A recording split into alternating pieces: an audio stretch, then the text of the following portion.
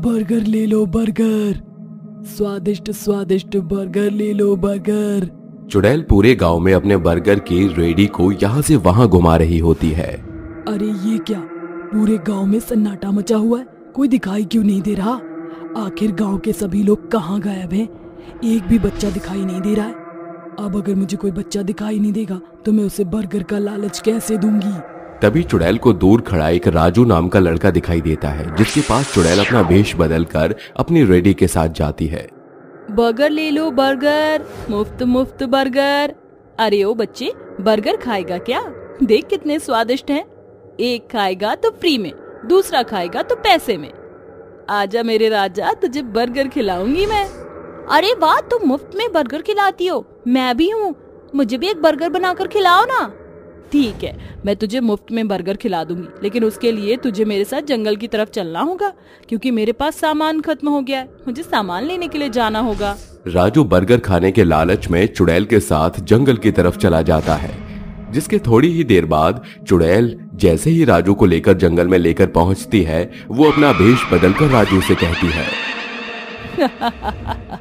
अब कौन बचाएगा तुझे मेरे चंगुल से? अब तुझे कोई नहीं बचा सकता। अरे अरे, ये तो एक बहुत ही भयानक चुड़ैल है। मुझे तो लगा था कि ये एक बर्गर बेचने वाली औरत है। अरे चुड़ैल, मुझे छोड़ दे, मैंने तेरा क्या बिगाड़ा है? तू मुझे क्यों मारने आई है? मैं इस गांव के किसी भी बच्चे को नहीं छोड़ूंगी, फिर चाहे तू हो या कोई और हो, मैं हर एक को मार दूंगी। कोई नहीं बचेगा इस गांव में, सबके सब मारे जाएंगे। अरे चुड़ैल, अगर तुझे मारना ही है तो दूसरे बच्चों को मार दे। अरे मुझे छोड़ दे, मुझे जाने दे, मैं सच बोलता हूँ, मैं तेरे लिए और बच्चे लेकर आऊंगा। तुझे क्या लगा मैं तेरी तरह नादान हूँ और तू मुझे लालच देगा और मैं तेरे लालच में आ जाऊंगी? लेकिन ऐसा नहीं है, मैं तुझे मार कर ही रहूंगी। इतना कहकर चुड़ैल राजू को मार देती है, जिसके बाद राजू को मारकर वो अपनी बर्गर की रेडी को लेकर वहां से गायब हो जाती है। लेकिन अगले दिन चुड़ैल अपना भेष बदलकर गांव के बाजार में जाती है और उस बच्चे के छोटे छोटे पीस करके लोगों को बर्गर बनाकर देने लगती है। आओ आओ गांव वालों, आओ, स्पेशल बर्गर मेरी दुकान पर ही मिलेंगे तुम्हें, यहाँ और कहीं नहीं मिलेंगे पूरे गांव में। ऐसे बर्गर तुम्हें किसी की दुकान पर खाने को नहीं मिलेंगे। आओ आओ, सस्ते दाम पर बर्गर खाओ। चुड़ैल की आवाज सुनकर गांव के सभी लोग उसके पास जाकर बर्गर खरीदने लगते हैं, जिसके बाद चुड़ैल की बहुत अच्छी खासी बिक्री हो जाती है और वो कई सारे पैसे कमा लेती है। आज तो मैंने कई सारे पैसे कमा लिए, अब मैं इसी तरह इस गांव के बच्चों को मारकर उनके बर्गर बनाकर बेचूंगी। चुड़ैल ऐसे ही धीरे धीरे करके गांव के कई बच्चों को मारकर उनके बनाए हुए बर्गर गांव वालों को बेच देती है, जिसकी वजह से गांव के अंदर कई सारे बच्चे गायब हो जाते हैं और इस गांव वाले बात की खबर पुलिस थाने में लिखवा आते हैं। लेकिन कई बार ढूंढने पर भी उन्हें बच्चे कहीं नहीं मिलते। ऐसे ही एक दिन दोबारा से चुड़ैल एक बच्चे का शिकार करने के लिए जंगल से गांव में आती है। फिर से मैं बच्चों को चुराऊंगी और उसे अपने जाल में फंसाकर जंगल में ले जाऊंगी और उसके बर्गर बनाऊंगी और फिर सबको बेच दूंगी। हर बार की तरह इस बार भी चुड़ैल अपनी बर्गर की रेडी लेकर आती है और गांव में आकर बच्चे को चुराने लगती है। तभी उसे एक मोहन नाम का आदमी देख लेता है। अरे ये तो एक चुड़ैल है, लेकिन ये चुड़ैल बच्चों को चुराकर कहाँ ले जा रही है? मुझे इस बात का पता लगाना होगा। तभी मोहन अपने गांव के कुछ लोगों को इकट्ठा करता है और उनके साथ चुड़ैल के पीछे पीछे चला जाता है, जहां वो सब चुड़ैल को बच्चे के साथ देखते हैं। अरे भैया, ये तो एक बहुत ही भयानक चुड़ैल है। इसका मतलब इसने इतने दिनों से ये चुड़ैल हमारे गांव के बच्चों को चोरी करके उनको मारती जा रही है। हमें इसे बचाना होगा, नहीं तो ये चुड़ैल इस बच्चे को भी मार देगी। कभी मोहन अपने साथियों के साथ चुड़ैल को चारों तरफ से घेर लेता है, जिसके बाद चुड़ैल गांव के सभी लोगों को देखकर बहुत अचंभित रह जाती है। तुम सब यहाँ क्या कर रहे हो? चले जाओ यहाँ से, वरना मैं तुम सबको मार दूंगी। देख चुड़ैल, तूने हमारे गांव के बच्चों को बहुत मार लिया, अब तुझे यहाँ से हमेशा हमेशा के लिए जाना होगा। अगर सीधे तरीके से नहीं जाएगी तो तेरी हड्डी पसली तोड़कर यहाँ से भेजूंगा। हमें तो लगा था कि हमारे गांव के बच्चों को कोई आदमी चोरी कर रहा है, लेकिन ये तो एक चुड़ैल है। अब हम इसे नहीं छोड़ेंगे। हाँ, मैं ही हूँ वो जिसने इस गांव के बच्चों को मारा और उन्हें मारकर उनके बर्गर तुम्हें ही खिलाए। तुम मेरा कुछ नहीं बिगाड़ सकते। तेरी ये गलत फहमी मैं आज दूर करके ही रहूंगा। चाहे कुछ भी हो जाए, मैं तुझे इस गांव से भगा कर ही रहूंगा। नहीं जाऊंगी।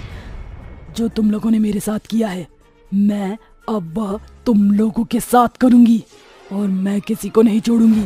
आखिर तेरे साथ ऐसा क्या हुआ है जो कि तू ऐसा कर रही है? मेरे साथ जो हुआ वो आज तक इस गांव में किसी के साथ नहीं हुआ होगा। कुछ समय पहले मैं इस गांव में रहा करती थी और मैं बहुत गरीब थी। मेरे 2 बच्चे थे और मैं उन्हें बर्गर की रेडी लगाकर कुछ पैसे कमाकर पाल रही थी। लेकिन कुछ लोगों से मैंने कर्जा ले रखा था जो हर रोज मेरे घर पर कर्जा लेने आया करते थे। अरे ओ करिश्मा, इतने दिन हो गए तूने हमारा कर्जा ही नहीं उतारा है। आज मुझे अपना 1-1 रुपया वापस चाहिए, अभी के अभी। अरे तूने मेरी दुकान से भी 10,000 रुपए का राशन उठा रखा है, उसके पैसे कब उतर आएगी? थोड़ा सा समय दो साहब, मैं तुम सबके पैसे समय पर लौटा दूंगी। मुझे बस थोड़ा सा वक्त दो। करिश्मा के कई बार समझाने के बाद भी शेखर और दुर्योधन उसकी एक नहीं सुनते, जिसके बाद वो दोनों मिलकर करिश्मा की बर्गर की रेडी को तोड़ फोड़ कर बर्बाद कर देते हैं। अरे साहब, ये तुमने क्या किया? चंद पैसों के लिए तुमने मेरी रोजी रोटी पर लात मार दी। अब मैं अपने बच्चों को कैसे पालूंगी? अब हमें कुछ नहीं पता। हम तुझे 2 दिन का वक्त दे रहे हैं। हमें 2 दिन के अंदर हमारे पैसे वापस चाहिए, नहीं तो अगला नंबर तेरे दोनों बच्चों का होगा। याद रखियो तो हमारी इस बात को, समझी? ये कहकर शेखर और दुर्योधन वहां से निकल गए, जिसके बाद वो अपने बच्चों को लेकर जंगल की तरफ चली गई और वहीं एक छोटी सी टूटी छोटी झोपड़ी में रहकर अपना गुजारा करने लगी। लेकिन बिना काम धंधे के वो अपना और अपने बच्चों का गुजारा कैसे कर पाती, इसलिए साथ साथ दोनों बच्चों की भी उसकी मृत्यु हो गई और वो सब भूखे ही मर गए। तब से वो इस गांव के बच्चों को बर्गर की लालच में लाकर उन्हें मार देती है और उन्हीं के बर्गर बनाकर उन्हें बेच देती है।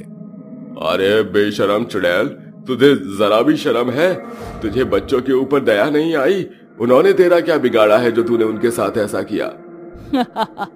मैं तुम लोगों से अपना बदला ले रही थी। तुम अमीरजादे हमेशा गरीब लोगों के साथ ऐसा ही करते हो। अब पता चला कि बच्चों का दर्द क्या होता है। चुड़ैल की ये बातें सुनते ही सभी को बहुत ज्यादा गुस्सा आ जाता है और वो मशाल जलाकर चुड़ैल के ऊपर डाल देते हैं, जिसके बाद चुड़ैल की आत्मा को हमेशा हमेशा के लिए मुक्ति मिल जाती है और वो वहां से हमेशा के लिए चली जाती है। जिसके बाद से गांव के बच्चे गायब होना बंद हो जाते हैं और गांव वाले हंसी खुशी अपना जीवन व्यतीत करने लगते हैं। गुड़गांव में रात के समय चुड़ैल हवा में उड़ते हुए गांव वालों को धमकी देते हुए बोलती है, रात के समय अगर कोई भी मुझे पड़ता हुआ दिखा तो मैं उसको जिंदा नहीं छोड़ूंगी। कुछ सालों बाद गुड़गांव में नरेश पढ़ाई करने के लिए आता है और वो एक ग्रीन विला में रुक जाता है और खुद से बोलता है, रात ज्यादा हो गई है, कल मेरा एग्जाम भी है, मैं अपनी रात इस ग्रीन विला में ही गुजार लेता हूँ। इतना कहकर नरेश अपने सामान को उस घर के अंदर ले जाता है और वहां पर एक टेबल पर लैंप जलाकर अपनी पढ़ाई करने लगता है। थोड़ा समय तो ऐसे ही बीत जाता है, लेकिन अचानक उसको धीमी आवाज आती है, नरेश, नरेश, तुम यहाँ पर पढ़ाई करने आए हो, लेकिन तुम ज्यादा देर तक यहाँ पढ़ाई नहीं कर पाओगे। उसकी आवाज सुनकर नरेश अचानक पीछे देखता है, लेकिन उसको कोई भी नजर नहीं आता। यह देखकर वो खुद से बोलता है, ओह गॉड, लगता है ये मेरा वहम है। इतना कहकर नरेश एक बार फिर पढ़ाई करने लगता है कि तभी उसकी टेबल की लैंप ऑन ऑफ होने लगती है।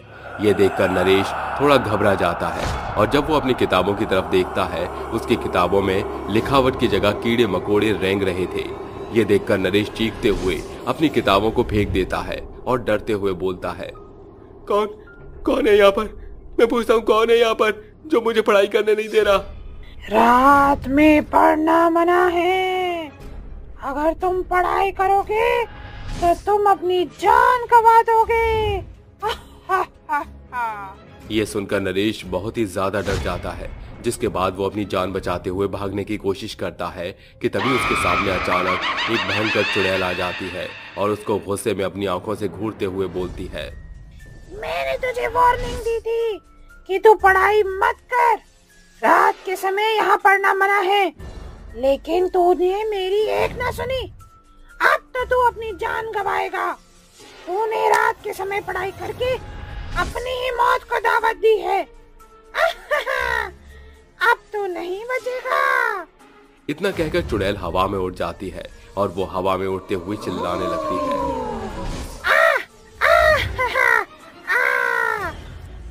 चुड़ैल अब नरेश को हवा में उल्टा लटका देती है और उसके चेहरे पर सिर्फ और सिर्फ किताबें फेंककर मारने लगती है। इस तरह किताबों से नरेश को बहुत ही ज्यादा चोट लग जाती है और उसके चेहरे से खून आने लगता है। ये देखकर नरेश रोने लगता है और रोते हुए उससे बोलता है, मुझे छोड़ दो, अरे मेरा कल एग्जाम है। तुम कहो तो मैं तुम्हारे इस घर से चला जाऊंगा, लेकिन तुम मुझे मत मारो। मुझे छोड़ दो, मैं तुम्हारे आगे हाथ जोड़ता हूँ। नरेश चुड़ैल के आगे अपनी जिंदगी की भीख मांगता रहता है, लेकिन चुड़ैल उसको नहीं बख्शती। जिसके बाद चुड़ैल उसके सिर को पकड़कर पीछे की तरफ मोड़ देती है। इस तरह नरेश की गर्दन पीछे की तरफ मुड़कर टूट जाती है और नरेश की मौत हो जाती है। चुड़ैल हंसते हुए उसकी लाश को हवा में उड़ाती है और एक गांव में फेंक देती है। अगली सुबह एक अनजान इंसान की लाश को देखकर सभी लोग बहुत ही ज्यादा अचंभित हो जाते हैं। जिसके बाद गांव का एक रोहन नाम का लड़का अपने गांव वालों से बोलता है, गांव वालों, ये हमारे गांव में अनजान व्यक्ति था। हमें तो पता भी नहीं था कि इस ग्रीन विला में ये लड़का रहने आया है। अगर हमें पता होता तो हम उस चुड़ैल के बारे में इसको जरूर बता देते, लेकिन इस चुड़ैल का आतंक अब गांव में बढ़ता ही जा रहा है। आखिर ये हमारे गांव में हमारे गांव वालों के साथ बाहर के आए हुए लोगों को भी मारना शुरू कर रही है। ये चुड़ैल ऐसा क्यों कर रही है, इसका सच हमें जानना ही होगा। लेकिन हम इस चुड़ैल का सच जानेंगे कैसे? अब तो बस रात होने का इंतजार है। रात होते ही हम उसके घर के अंदर जाएंगे और मैं अपनी मंत्र विद्या से उस चुड़ैल से बात करने की कोशिश करूंगा। इतना कहकर सभी गांव वाले नरेश की लाश का अंतिम संस्कार कर देते हैं और थोड़ी देर बाद रात हो जाती है। चुड़ैल हवा में उड़ते हुए गांव में घूम रही थी कि तभी उसकी नजर एक छोटे बच्चे पर पड़ी। वो बच्चा रात के अंधेरे में मोमबत्ती जलाकर पढ़ाई कर रहा था। ये देखकर चुड़ैल गुस्से में बोलती है, अच्छा तो ये पढ़ रहा है। मैंने इस गांव वालों को वार्निंग दी थी, लेकिन फिर भी ये पढ़ रहा है। मैं इसे नहीं छोड़ूंगी। एक तरफ तो चुड़ैल उस बच्चे को मारने जा रही थी, तो वहीं दूसरी तरफ गांव में रोहन के साथ कुछ गांव वाले ग्रीन विला में जाते हैं, जहां उन्हें उस विला में जाली और मकड़ी के अलावा अंधेरा और सन्नाटा भी दिखाई दे रहा था। सन्नाटे भरे विला को देख रोहन अपने गले में से हनुमान का लॉकेट निकालता है और हनुमान चालीसा पढ़ना शुरू कर देता है। जय हनुमान ज्ञान गुण सागर, जय कपीश तिहु लोक उजागर। रोहन हनुमान चालीसा शुरू करता ही है कि तभी चुड़ैल को एक झटका लगता है और वो अपने आप पीछे खींचते हुए अपने विला में पहुंच जाती है। रोहन को हनुमान चालीसा पढ़ते हुए देख चुड़ैल चिल्लाते हुए बोलती है, बंद कर इसको, वरना तू अपनी जान गवा देगा। मैं तुझे मार दूंगी, समझा तू इस गांव में हमारे लोगों को तो मारते ही जा रही है, लेकिन तूने बाहर से आए हुए लोगों को भी मारना शुरू कर दिया। तू ऐसा क्यों कर रही है? तू गांव में बच्चों को रात के समय क्यों नहीं पढ़ने देती? रात के समय आखिर पढ़ना क्यों मना है? आखिर तुझे इन सब चीजों से क्या मिल रहा है? मैंने तुम लोगों को पहले ही मना किया था कि रात के समय यहाँ पर पढ़ना मना है, लेकिन फिर भी तुम लोगों ने मेरी बात नहीं सुनी। इसीलिए अब अपनी गलती की सजा भुगतो।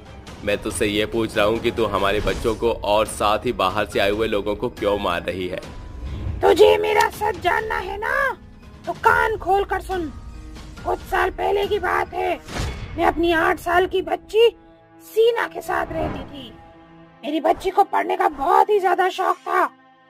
एक रात मैं सो रही थी और मेरी बच्ची इस टेबल पर रात 2 बजे सर रख कर पढ़ रही थी कि तभी यहाँ पर 2 चोर मेरे घर में चोरी करने आते और उन्हें ये लगा कि मेरी बेटी सो गई, और इसीलिए वो चोरी करके जैसे ही जाते हैं वैसे ही मेरी बेटी उठकर उनसे बोलती है,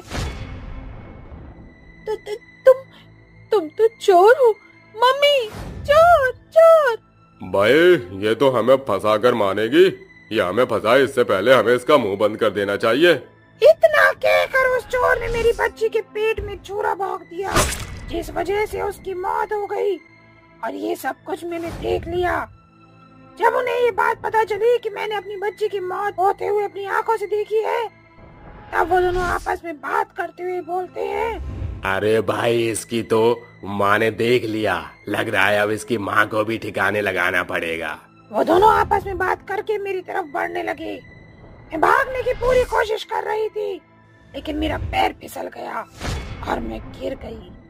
मेरे सर पर चोट लग गई। ये देख वो काफी खुश हो गए, लेकिन उन्होंने मुझे छोड़ा नहीं और मेरे घर में आग लगा दी, जिसके बाद मैं अपनी बच्ची की लाश के साथ झुलस कर मर गई। तब से मैंने कसम खा ली कि अगर मेरी बेटी नहीं पढ़ सकी तो मैं किसी को भी रात के समय पढ़ने नहीं दूंगी, और इसीलिए जब भी कोई रात के समय पढ़ता है तो मैं उसे मार देती हूँ। तेरे साथ गुंडों ने गलत किया था, तेरा कोई हक नहीं है हम लोगों को इस तरह मारने का। तू यहाँ से चली जा। कभी नहीं, मैं यहाँ से कभी नहीं जाऊंगी। चुड़ैल को इतने गुस्से और इतनी जिद में देखकर रोहन हनुमान चालीसा पढ़ना शुरू कर देता है। वो तब तक नहीं रुकता जब तक हनुमान चालीसा के खत्म होने के साथ वो चुड़ैल खत्म ना हो जाए। वो हनुमान चालीसा पढ़ता रहता है और धीरे धीरे करके चुड़ैल जलकर भस्म हो जाती है। इस तरह गांव वालों को उस चुड़ैल से मुक्ति मिल जाती है और सभी गांव वाले अब खुशी से रहने लगते हैं। प्रेग्नेंट चुड़ैल का विशाल मैंगो। मुकेश को गर्मी लग रही थी, इसलिए वो अपने घर से बाहर निकलकर गुनगुनाते हुए टहलने लगता है। ये मौसम का जादू है मितवा, ना अब दिल पर काबू है मितवा, नैना जिसमें खो गए हम दीवाने हो गए, नजारा वो हर सू है मितवा। अरे ये सोने का सिक्का जमीन पर कैसे पड़ा है? जल्दी से उठा लेता हूँ, कोई देख नहीं रहा। अपने चारों ओर देखकर उस सोने के सिक्के को वो उठा लेता है और जैसे ही उसे वो उठाता है उसे एक और सोने का सिक्का दिखता है। जितना वो आगे बढ़ता है उसे उतने सोने के सिक्के मिलते हैं। उनका पीछा करते हुए वो एक बहुत विशाल आम के पास पहुंच जाता है, जिसके दरवाजा को देखकर वो कहता है, अरे ये इतना बड़ा विशाल आम यहाँ कहाँ से आया? जरा देखूं तो सही, कहीं ये सोने के सिक्के इसके अंदर ही तो नहीं है। इतना बोलते ही वो उस विशाल आम के अंदर चला जाता है और अंदर देखता है कि वो एक अंधेरी गुफा जैसी है। तभी चुड़ैल उसे पकड़कर बहुत मारती है और कहती है, हाँ, क्या तुम मेरे जाल में फंसे गए? पता था मुझे, पता था तू एक नंबर का लालची इंसान इस सोने की मोहरों के पीछे जरूर आएगा। यही तो मैं चाहती थी कि तू इस विशाल आम के अंदर आए और अब मैं तुझे कैद करके रखूंगी। छोड़ दो मुझे, जाने दो। आखिर मैंने तुम्हारा क्या बिगाड़ा है? मैं तो बस ऐसे ही सोने के सिक्कों के पीछे आ गया था। क्या हुआ? चुड़ैल को देखकर डर लग गया क्या? लेकिन अफसोस, अब तो तू यहाँ से जिंदा बचकर बाहर जा ही नहीं सकता। प्लीज चुड़ैल जी, मुझे छोड़ दीजिए, मुझे छोड़ दीजिए। मैं मरना नहीं चाहता। आपको जो चाहिए वो ले लो, मुझे बख्श दो। हाँ, मुझे जो चाहिए मैं वही तो ले रही हूँ, तुझे मारकर। चुड़ैल ऐसा बोलकर मुकेश को बेरहमी से मार डालती है। अगले दिन वो इंसानी भेष में लोगों को आम बेचने जाती है और कहती है, आम ले लो, आम ताजा ताजा मीठे मीठे आम ले लो, रस से भरे आम ले लो, आम खाकर गर्मी के मौसम का लुत्फ उठाओ। अरे ये आम कैसे दिए हैं? बड़े ताजे लग रहे हैं, जरा 1 किलो करना। जी ये लीजिए। ले जाओ, घर जाकर बड़े मजे से आम खाओ और उसके बाद मेरी कैद में आ जाओ। इस तरह चुड़ैल एक एक करके ठेले के सारे आम बेच देती है। जो भी लोग आम को खाते हैं वो चुड़ैल के वश में आ जाते हैं और रात के समय एक एक करके उस विशाल आम की गुफा में पहुंच जाते हैं, जहां चुड़ैल उन सबको जंजीरों में बांधकर कैद कर लेती है और कहती है, आखिर तुम सब आ ही गए, तुम सबका ही इंतजार कर रही थी। अब सोच रही हूँ कैसे तुम सबकी जान लूं, इसी जंजीर में जकड़कर मार डालूं क्या कुछ दिनों तक भूख से तड़पा कर मार डालूं, या फिर तुम सबका चाकू से मर्डर कर दूं? बोलो, बोलते क्यों नहीं? कैसे बोलोगे? मेरे वश में जो हो। ये बोलते ही चुड़ैल एक चाकू को पत्थर पर रगड़कर धार तेज कर रही होती है और कहती है, तुम सबको जिंदा रखने का कोई फायदा नहीं है। इससे अच्छा है कि मैं मार ही देती हूँ। वैसे भी मेरे साथ कौन सा तुम सबने प्यार से बर्ताव किया था, तरसाया था ना खाने के लिए। चुड़ैल ये कहते ही उन 6-7 लोगों को चाकू से बेरहमी के साथ मार डालती है और कहती है, इन लोगों को आम खिलाकर इस विशाल आम के अंदर मार तो दिया है, पर अभी वो सुकून नहीं मिल रहा जो मुझे चाहिए। ऐसा कुछ तो छूट रहा है जो अभी तक मैं पूरा नहीं कर पाई। हाँ, वो नरेन ठाकुर अभी भी जिंदा बचा हुआ है। जब तक उसे बेरहमी से तड़पा तड़पा कर मार नहीं दूंगी, मुझे और मेरे बच्चों को चैन नहीं आएगा।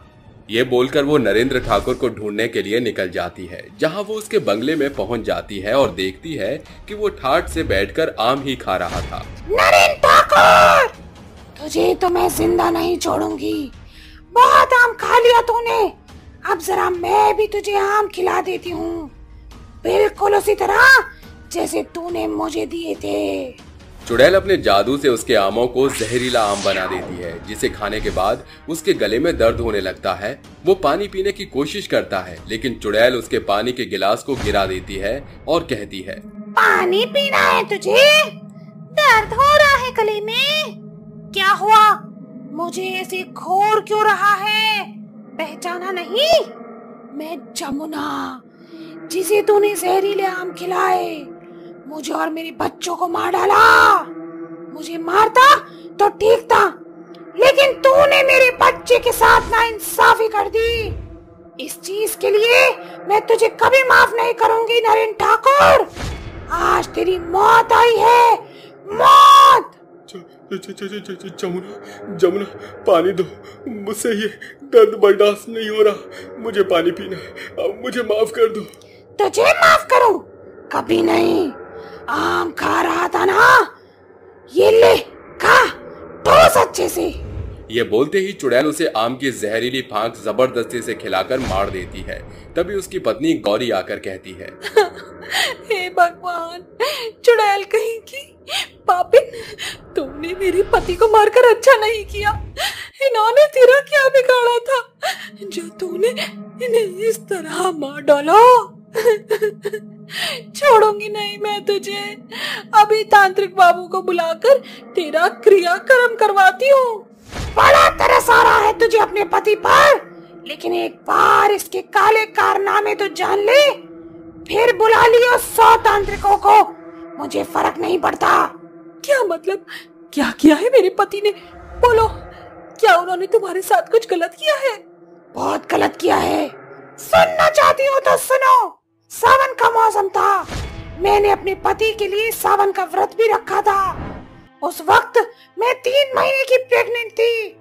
ऐसे ही एक शाम को मुझे बाजार में चाट पापड़ी खिलाने लाए थे। वो खाने के बाद मुझे प्यास लगी।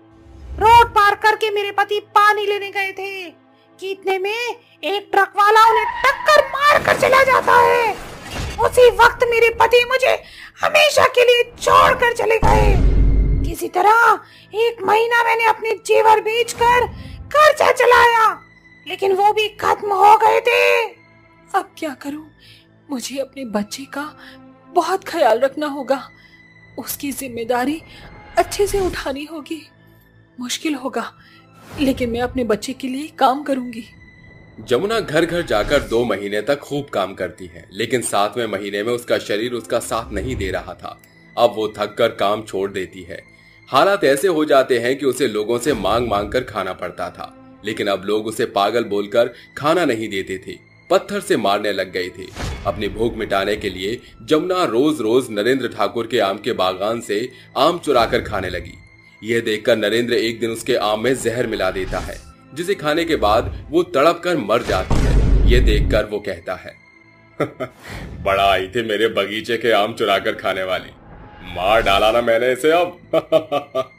नरेन ठाकुर, तूने अपना आम की वजह से मेरे छोटे से बच्चे को मार डाला।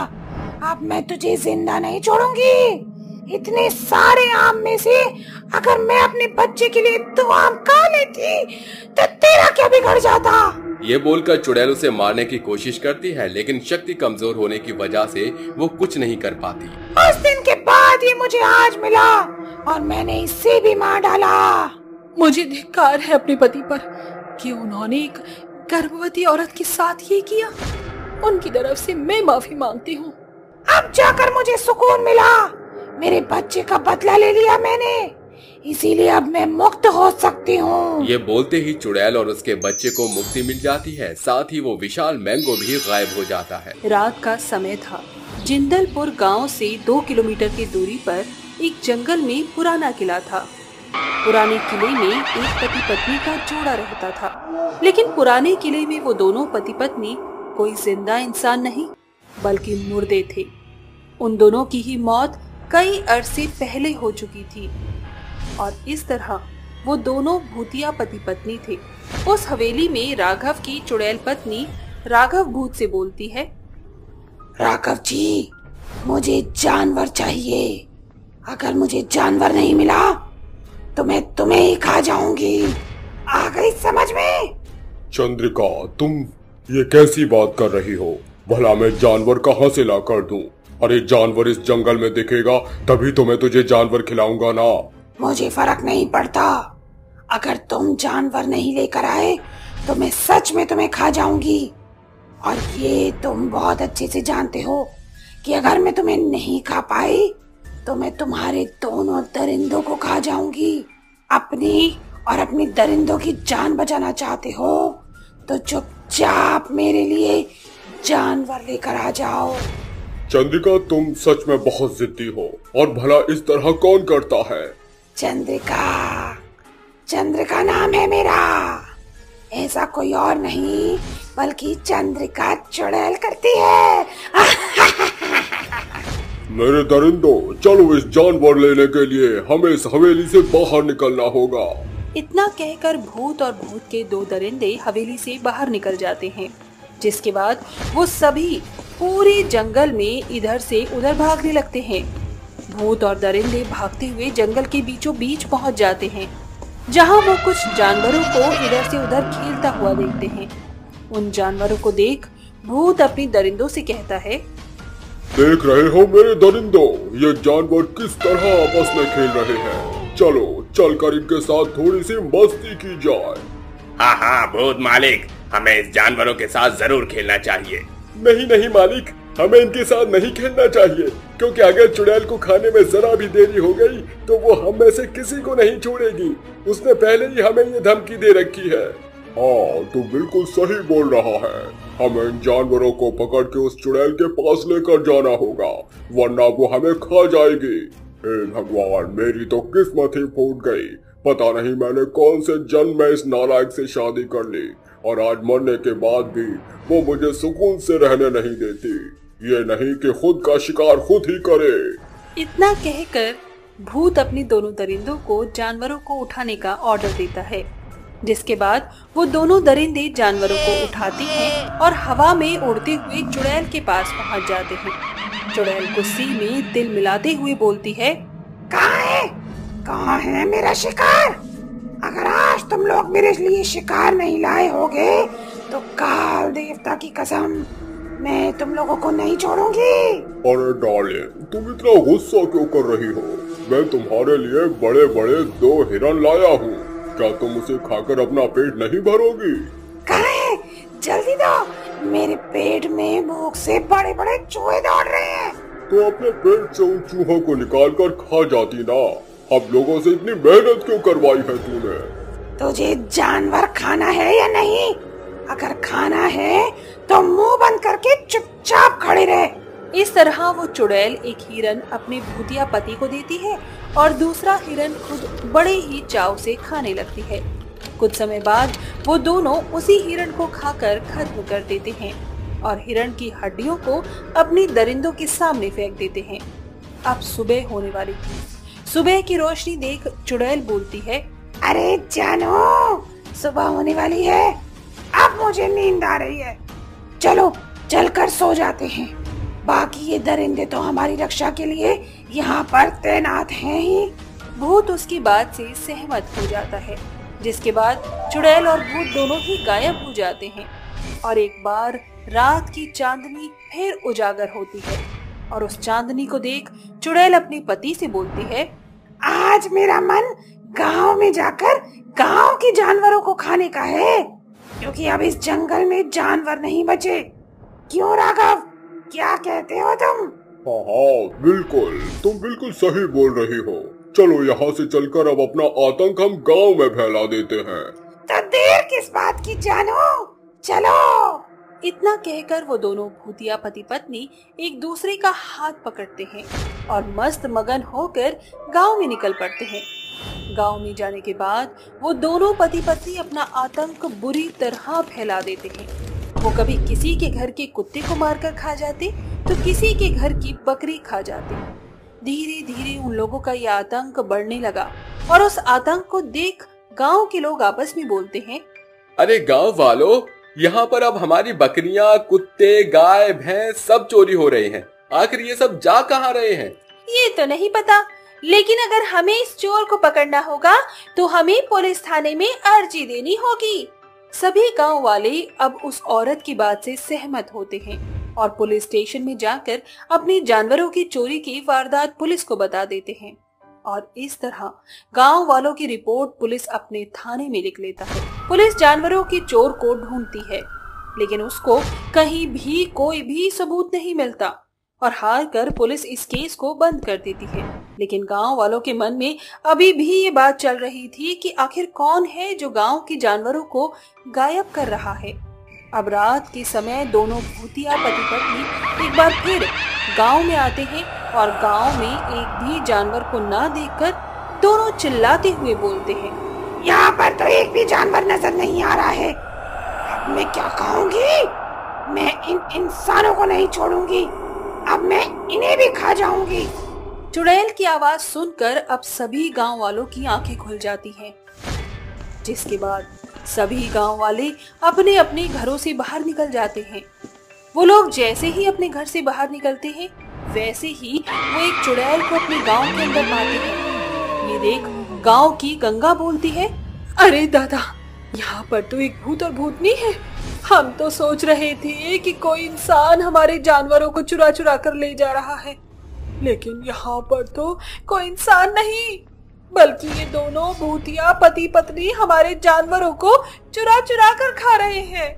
गंगा की बात सुनकर भूत बोलता है, हाँ, हम ही वो लोग हैं जो जानवरों को चुरा चुरा कर खा रहे हैं। तुम हमें रोक सकती हो तो रोक के दिखा दो। इस तरह वो भूतिया पति पत्नी गांव के लोगों पर भी अब हमला करना शुरू कर देते हैं और अंधाधुंध लोगों को मारने लगते हैं। ये सब देख गांव वालों के मन में खौफ बैठ गया था और सभी गांव वाले अब दौड़ते हुए अपने अपने घरों में जाकर छुप जाते हैं।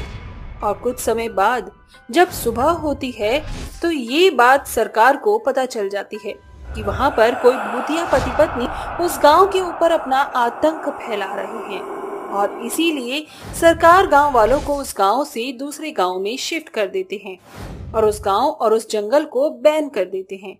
और इस तरह वो चुड़ैल और भूत किसी भी इंसान के जानवरों को मारकर नहीं खा सके, क्योंकि वहां पर ना तो कोई इंसान था और ना ही जानवर।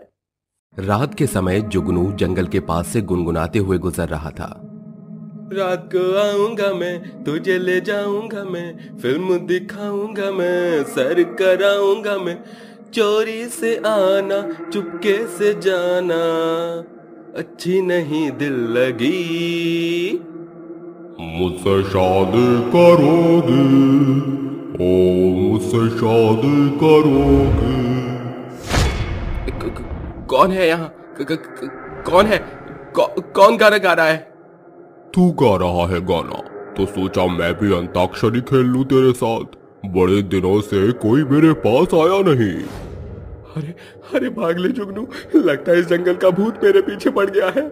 ये कहते हुए जुगनू अपने चारों ओर देखने लगता है मगर उसे भूत कहीं नहीं दिखाई देता। तभी वो डरावना पीपल के पेड़ वाला भूत उसके कंधे पर पीछे से हाथ रखता है। उसे मुड़कर देखते ही जुगनू के होश उड़ जाते हैं और वो जोर से चिल्लाता है, भूत भूत भूत, बचाओ, कोई मुझे बचाओ, छोड़ दो मुझे मत मारना। ऐसे कैसे छोड़ दूं तुझे? जो भी आता है मैं उसे पकड़ लेता हूँ, जैसे तुझे पकड़ लिया। अब तो तू गया। वैसे तुम्हें पता है क्या? मैं किसी की कुंडली निकाल कर नहीं मारता, जिसका भी शिकार करता हूँ डायरेक्ट करता हूँ, जैसे अब तुम्हारा करूँगा। प्लीज मुझे छोड़ दो, मुझे छोड़ दो। जुगनू उसके आगे बहुत विनती करता है, लेकिन वो भूत उसकी एक नहीं सुनता और उसे जान से मार डालता है, जिसके बाद वो उसका खून पी जाता है। ये कहानी एक पीपल के पेड़ वाले भूत की है और ऐसा माना जाता भी है कि पीपल के पेड़ पर भूत प्रेतों का हमेशा से साया रहता है। यदि कोई पीपल के पेड़ के पास से गुजरता है तो वो वहां से गुजरने वाले इंसान पर अपना कब्जा कर लेता है, जिसके बाद शायद ही वो इंसान बच पाता है। ऐसा ही कुछ जुगनू के साथ हुआ था। वक्त बीतता है, वो पीपल का पेड़ वाला भूत किसी को नहीं छोड़ता। जो भी उस पेड़ के पास से गुजरता है वो उसे बेरहमी के साथ मारकर उसी पेड़ पर रस्सी से लटका देता था। ऐसे ही एक शाम प्रीता राखी के साथ घाट से पूजा का स्नान करके आ रही थी। चलो शुक्र है, महादेव की कृपा से सारा काम अच्छे से हो गया और पूजा भी पूरी विधि विधान से हो गई। ये बात तो तूने बिल्कुल ठीक कही है। पूजा करके एकदम शांति सी हो गई है मन में। अच्छा, मेरा घर आ गया है, अब तो खुद ध्यान से चली जाइयो ठीक से। आगे बहुत सुनसान रास्ता है। तू फिक्र मत कर, मैं चली जाऊंगी, बाय। ये कहते ही प्रीता आगे चली जाती है। उसके बाल खुले हुए थे। तभी वो उसी पीपल के पेड़ से गुजरती है। उस पीपल के पेड़ के भूत की नजर प्रीता पर पड़ती है और पेड़ पर चढ़ा बैठा भूत खुशबू सूंघकर कहता है, क्या खुशबू आ रही है? ओह, मजा ही आ गया। अब इसे तो जाने नहीं दूंगा। ये सिर्फ मेरी है और मेरी ही रहेगी। ये बोलते ही वो भूत उसके बालों को छूता है तो कभी कंधे पर हाथ रखता है। तभी प्रीता फिर रुककर देखती है। अरे कौन है यहाँ? मैं जानती हूँ तुम छुपे हुए हो यहीं कहीं। उसकी ये बात सुनते ही वो भूत उसके सामने आ जाता है और अपने डरावने हाथ उसके गालों पर रखकर कहता है,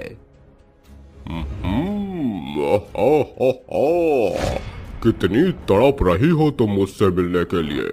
देखो, तुमने पुकारा और मैं तुम्हारे सामने आ गया। तुम सच में ही बहुत खूबसूरत हो। भूत छोड़ो मुझे, छोड़ो। लेकिन तुम बहुत ही बदसूरत और डरावने हो, दूर हटो मुझसे। ये बोलते ही प्रीता उसे धक्का देती है। ये बात उस भूत को बिल्कुल अच्छी नहीं लगती और उसका हाथ पकड़कर कहता है, तूने मुझे धक्का दिया। देख, ज्यादा नखरे मत कर। आजा मेरे पास, आजा मेरी मोमबत्ती। लका लका लका लका लका लका। छोड़ो मुझे, छोड़ो, दूर हटो। मुझे मेरे माई बापों के पास जाना है। नहीं छोड़ूंगा मैं, तुझे नहीं छोड़ूंगा। रो मत, तू चल, तेरे माई बाप के पास ही चलता हूँ। ये बोलते ही वो पीपल का पेड़ वाला भूत प्रीता के शरीर में घुसकर उस पर कब्जा कर लेता है। प्रीता अपने घर तो पहुंच जाती है, लेकिन उसके अंदर की प्रेत आत्मा उस घर में तहलका मचाने लगती है।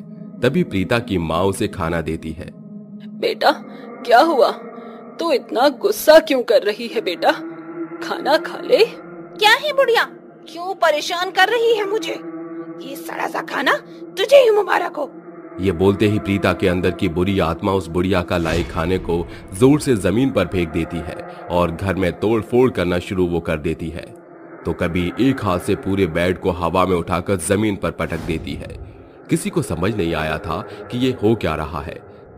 तभी उनके घर के हालात देखकर एक बुढ़िया ने उन्हें तांत्रिक बाबा का पता बता दिया। वो तांत्रिक बाबा उनके घर आते हैं और कहते हैं, कहाँ है वो दुष्ट प्रेतात्मा? बाबा बचा लो मेरी बेटी को, पता नहीं किसने उस पर साया कर लिया। चिंता मत करो, तुम्हारी बेटी पहले जैसी ठीक हो जाएगी। ये बोलते ही तांत्रिक उस लड़की के कमरे में जाता है जहां उसके हाथ बेड के दोनों किनारों से बंधे थे।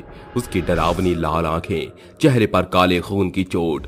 तभी वो कहता है, क्या है? क्यों तूने इस मासूम लड़की के शरीर पर कब्जा कर रखा है? बता, वरना मैं तेरा ऐसा हाल करूंगा ये तू भी नहीं जानता। सुनना चाहता है तो सुन। शाम के समय लाल सूट में खुले बालों के साथ नहाकर ये इत्र लगा कर आ रही थी। मुझे इतनी पसंद आई कि मैंने इसके शरीर पर कब्जा कर लिया और ये आ गया मैं तेरे पास। चल अब जा यहाँ से, वापस चला जा, वरना तेरा क्रियाक्रम कर दूंगा। तू 2 कौड़ी का तांत्रिक मेरा क्या ही बिगाड़ेगा? तो ऐसे नहीं मानेगा। अब ये देख, पवित्र गंगा जल तेरे शरीर को कैसे कतरा कतरा पिघला देता है।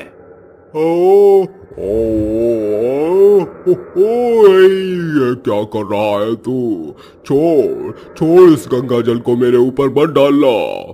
तांत्रिक उसकी एक भी नहीं सुनता और उस पर गंगा जल जैसे ही चमकता है और फिर अचानक से गायब हो जाता है। इतने में कोई गांव का आदमी खिड़की से कहता है, बाबा बाबा, तांत्रिक बाबा, इस भूत को जड़ से मार डालो। यही है वो जो पीपल के पेड़ के पास से आने वाले हर इंसान को मार डालता है। तुम यहाँ से जाओ, मैं इसे देखता हूँ। बता, तू कब से इस पीपल के पेड़ पर है? जल्दी बता, वरना तेरी जान ले लूंगा। नहीं बताऊंगा, मैं नहीं बताऊंगा। ना बताने पर तांत्रिक उस पर अभिमंत्रित भस्म डाल देता है, जिसके बाद उस भूत का शरीर झुलस जाता है और वो कहता है, कुछ महीने पहले की बात है, मैं अभी इसी जंगल में रहता था। एक दिन उस गांव के सरपंच ने मुझ पर चोरी का इल्जाम लगा दिया। उसने मुझे इस बीच गांव में सबके सामने शर्मिंदा किया और बोला, ये चोरी हुए पैसे तेरे घर से मिले हैं, इसका मतलब तूने ही मेरे घर में चोरी की थी ना। रघुवीर, तू इतना गिर जाएगा हमने कभी सोचा नहीं था। सरपंच जी, मैं सच कह रहा हूँ, मैंने कोई चोरी नहीं की है। तू अपनी मनगढ़ंत कहानियां हमें मत सुना। गांव वालों, इसी पेड़ पर इसे फांसी पर चढ़ा दो। सरपंच जी, मेरे साथ आप अन्याय कर रहे हैं, मत कीजिए ऐसा मेरे साथ। सरपंच उसकी एक नहीं सुनता और उसे फांसी पर लटकवा देता है, जिसके बाद से रघुवीर भूत बनकर उसी पीपल के पेड़ पर रहता है। तब से मेरी आत्मा उस पीपल के पेड़ पर रहती है और लोगों को परेशान करती है। बहुत परेशान कर लिया तूने, लेकिन अब तुझे जाना ही होगा यहाँ से। ये कहते ही वो तांत्रिक उस भूत पर अभिमंत्रित गंगा जल डाल देता है, जिस गंगा जल से वो जलकर राख हो जाता है और वो वहां से चला जाता है। कुली चुड़ैल। बचाओ, कोई हमें बचाओ, नहीं तो ये कुली चुड़ैल हमें मार डालेगी। छोड़ दे चुड़ैल, हम इतनी जल्दी नहीं मरना चाहते। हमारे छोटे छोटे बच्चे हैं, जाने दे हमें यहाँ से। अरे हमें अपने घर जाना है। तुमने सोचा भी कैसे कि मैं तुम्हें जाने दूंगी? जितना चीखना चिल्लाना है चिल्ला लो। इस रात के अंधेरे में कोई भी तुम्हें नहीं बचाने आएगा। मरोगे दोनों के दोनों, मरोगे। इतना बोलते ही कुली चुड़ैल उन दोनों का हाथ पकड़कर प्लेटफॉर्म की सीढ़ियों से घसीटते हुए उन्हें फ्लाईओवर के ऊपर लेकर जाती है और वहां से उन दोनों को नीचे पटरी पर फेंक देती है। तभी उधर से ट्रेन आती है और दोनों को मार देती है और चुड़ैल हंसते हुए बोलती है, इसी तरह एक एक करके मैं सबको मार डालूंगी, किसी को भी जिंदा नहीं छोड़ूंगी। इतना बोलकर चुड़ैल फिर से एक सुंदर कूली लड़की का भेष बदलकर रेलवे स्टेशन पर घूमने लगती है। जो कोई भी इंसान एक बार उसे देख ले उसका काहिल हो जाए। ऐसे ही एक रात स्टेशन पर ट्रेन आकर रुकती है और ट्रेन से विराट और रोहित अपने सामान के साथ नीचे उतरते हैं। तभी विराट बोलता है, इस कमबख्त ट्रेन ने भी यहाँ पहुँचाने में हमें इतनी रात कर दी। अब इतनी रात में यहाँ हमें कौन कुली मिलेगा? तू परेशान क्यों होता है? इतना बड़ा स्टेशन है, कोई ना कोई तो कुली हमें मिल ही जाएगा। रोहित बोल ही रहा होता है कि तभी उसकी नजर उसी कुली लड़की पर पड़ती है जो कि चुड़ैल होती है। तभी रोहित उसे आवाज देता है, ओ कुली, जरा इधर आना, हमें अपना सामान उठवाना है तुमसे। अभी आई साहब। इतना बोलकर चुड़ैल उन दोनों के पास जाती है। तभी उस कुली को देखकर विराट रोहित से बोलता है, तू पागल हो गया क्या रोहित? ये कुली लड़का नहीं लड़की है और भला ये हमारे सामान का भार कैसे उठाएगी? पागल मैं नहीं, पागल तू है। दिख नहीं रहा तुझे कि ये लड़की है? सोच, हम इस मौके का फायदा उठा सकते हैं। तू कभी नहीं सुधरेगा। मुझे घर जाने की पड़ी है और तुझे लड़कियों से ही फुर्सत नहीं मिलती। साहब जी, सामान उठवाना है तो जल्दी बोलिए, यूँ फालतू में मेरा टाइम खोटा मत करिए, मुझे और भी बहुत काम है। हाँ उठवाना है, ऐसा करो तुम ये सामान उठाकर स्टेशन के बाहर ले चलो। जिसके बाद चुड़ैल सारा सामान सिर पर उठाकर चलते हुए स्टेशन के बाहर जाने लगती है। विराट और रोहित भी उसके पीछे जाते हैं। तभी रोहित पीछे से चुड़ैल की कमर पर चूटी काटता है। रोहित की इस हरकत से कुली चुड़ैल गुस्से से आग बबूला हो जाती है और पीछे पलटकर बोलती है, तुम्हें ऐसा नहीं करना चाहिए था, अब देखो मैं तुम्हें कैसे कुत्ते की मौत मारती हूँ। इतना बोलते ही वो अपने असली रूप में आ जाती है। अपने सामने चुड़ैल को देखकर उन दोनों के पैरों तले जमीन खिसक जाती है और कुली चुड़ैल की बात सुनकर उनका कलेजा मुंह को आ जाता है। डर के मारे उनके माथे से पसीना टपकने लगता है। तभी विराट बोलता है, अच्छा खासा हम जा रहे थे, लेकिन तेरे सिर पर तो इश्क का जुनून चढ़ा हुआ था। अब देख हमें इसकी कितनी भारी कीमत चुकानी पड़ेगी। मुझे क्या पता था ये लड़की नहीं चुड़ैल है, बुद्धि भ्रष्ट हो गई थी मेरी जो मैंने इसे छेड़ा। बस बहुत हुआ, बहुत देर से तुम दोनों बतिया रहे हो, लेकिन अब और नहीं, मरने के लिए तैयार हो जाओ। माफ कर दो हमें, हाँ हम फिर कभी दोबारा ऐसी गलती नहीं करेंगे। जाने दो हमें यहाँ से, बख्श दो हमारी जान। हम सच बोल रहे हैं, बस तुम हमें मत मारो, छोड़ दो हमें। गलती तो तुमसे हुई है और गलती करने वालों को मैं माफ नहीं करती। गलती की सजा सिर्फ मौत है। इतना बोलकर कुली चुड़ैल उन दोनों का गला दबाकर उन्हें मौत के घाट उतार देती है। ऐसे ही हर रात कुली चुड़ैल भेष बदलकर लोगों का शिकार करती और उन्हें मार दिया करती थी। ऐसे ही एक रात राजवीर अपनी पत्नी पूनम के साथ प्लेटफॉर्म पर काफी देर से कुली का इंतजार कर रहा होता है, लेकिन उन्हें कोई कुली नहीं मिलता। तभी राजवीर बोलता है, समझ नहीं आ रहा अब मैं अकेले इतना सारा सामान कैसे उठाकर लेकर जाऊंगा। तभी कुली चुड़ैल राजवीर के पास आकर बोलती है, साहब जी मैं हूँ ना, मैं आपका ये सारा सामान उठाकर ले जाऊंगी। शुक्र है भगवान का जो उसने तुम्हें यहाँ भेज दिया, नहीं तो अकेले मेरी कमर ही टूट जाती। इतने सारे सामान को ले जाने में ओहो हालत ही खराब हो जाती। अब तुम जल्दी से ये सामान उठाकर स्टेशन के बाहर ले चलो। ठीक है साहब। जिसके बाद चुड़ैल सामान को अपने सर पर उठाती है और स्टेशन के बाहर की तरफ चल पड़ती है। उसके पीछे पूनम और राजवीर भी जाते हैं। तभी पूनम की नजर चुड़ैल के उल्टे पैरों पर पड़ती है और वो ये देखकर डर जाती है और डरते हुए राजवीर से बोलती है, राजवीर जी ये कोई इंसान नहीं है बल्कि चुड़ैल है, इसने हमारे साथ छल किया है। तभी चुड़ैल पूनम की बात सुन लेती है और पीछे पलटकर अपने असली रूप में आकर हंसते हुए बोलती है,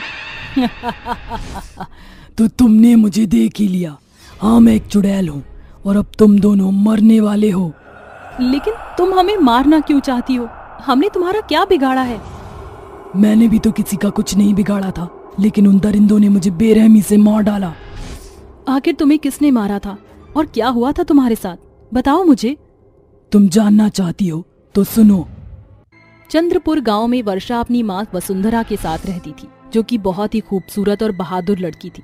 पिता की मौत के बाद घर की सारी जिम्मेदारी उसके सर आ गई थी, इसलिए उसने काम करने का सोचा, लेकिन ज्यादा पढ़े लिखे ना होने की वजह से उसे कोई भी काम नहीं मिला और उसने रेलवे स्टेशन पर कुली का काम करना शुरू कर दिया था। ऐसे ही एक दिन जब वर्षा काम पर जा रही होती है, तभी उसकी माँ वसुंधरा उससे बोलती है, बेटी आज मेरा दिल बहुत ज्यादा घबरा रहा है, तू आज काम पर मत जा। माँ आप घबराओ मत, आपकी बेटी बहुत बहादुर है, कुछ नहीं होगा मुझे, मैं शाम को जल्दी घर आ जाऊंगी। इतना बोलकर वर्षा अपने काम पर चली जाती है। उस दिन उसे रेलवे स्टेशन पर बहुत सारे पैसेंजर्स मिलते हैं और उसकी बहुत अच्छी कमाई होती है। जिसके बाद वर्षा वहीं स्टेशन पर खड़ी होकर सारे पैसे को इकट्ठा करने लगती है। उसी वक्त वहाँ पर दो गुंडे कांचा और कालिया आते हैं और उसके हाथ से पैसे छीनने लगते हैं। तभी वर्षा बोलती है, छोड़ दो, ये मेरी मेहनत के पैसे हैं, ये मैं तुम्हें नहीं लेने दूंगी। अरे ऐसे कैसे नहीं लेने देगी, हम भी देखते हैं, हम ये पैसे लेकर ही रहेंगे, चाहे इसके लिए तुझे मारना ही क्यों ना पड़े। मैं मर जाऊंगी लेकिन ये पैसे तुम्हें कभी नहीं दूंगी। ठीक है फिर हम तेरी इस ख्वाहिश को अभी पूरा कर देते हैं। इतना बोलते ही कालिया वर्षा के हाथ से पैसे छीन लेता है और कांचा वर्षा का हाथ पकड़कर पटरी के किनारे खड़ा हो जाता है। तभी सामने से आती ट्रेन को देखकर वर्षा बोलती है, छोड़ दो, मुझे मत मारो, कोई बचाओ मुझे, मदद करो मेरी। बस इतना ही, चल छोड़ दिया। इतना बोलते ही कांचा चलती ट्रेन के सामने वर्षा का हाथ छोड़ देता है और एक ही झटके में वर्षा का नामो निशान मिट जाता है।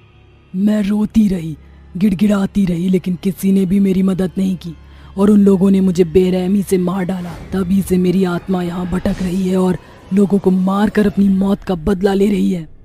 मैं मानती हूँ तुम्हारे साथ बहुत बुरा हुआ, लेकिन तुम जो कर रही हो वो भी सही नहीं है।